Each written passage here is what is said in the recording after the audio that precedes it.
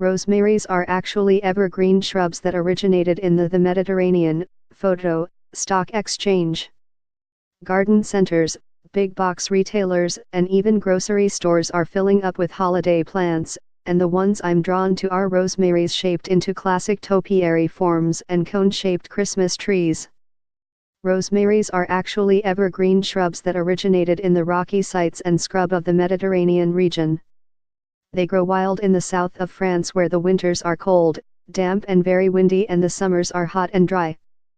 When grown in the ground, rosemary sends its roots deep into the soil to search for moisture so it can withstand dry conditions. But when grown in a pot, the plant soon becomes pot-bound and the roots suck up the moisture so quickly the fast-draining soil dries out. Unfortunately, the rosemary does not make a good houseplant for those of us who live in Michigan, but here are some tips I use to keep them alive until spring when they can go out in the garden. The late Tom DiBaggio, a professional herb grower and nationally known author, recommended the soil of a potted rosemary be kept slightly moist and not allowed to dry down, causing the plant to wilt. Older herb books suggest letting the soil dry and then water. But I can tell you from experience, a dry rosemary is a dead rosemary. So if you're growing rosemary indoors, take care to keep it watered. Rosemary is a sun lover, and outdoors it needs at least 6 to 8 hours of full sun daily to thrive. In winter, Michigan can go weeks without seeing the sun, so even when these plants are placed in south-facing windows they can struggle.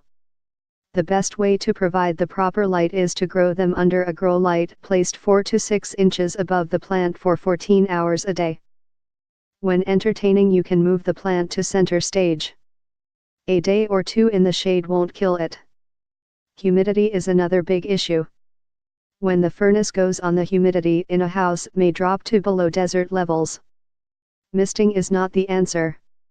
Better to place the rosemary on a large tray filled with pebbles and water. Called pebble trays or humidity trays, there are videos on YouTube that show several ways to set them up. Pebble trays are also great for orchids and other houseplants. Air circulation also helps to prevent powdery mildew, which can be an issue.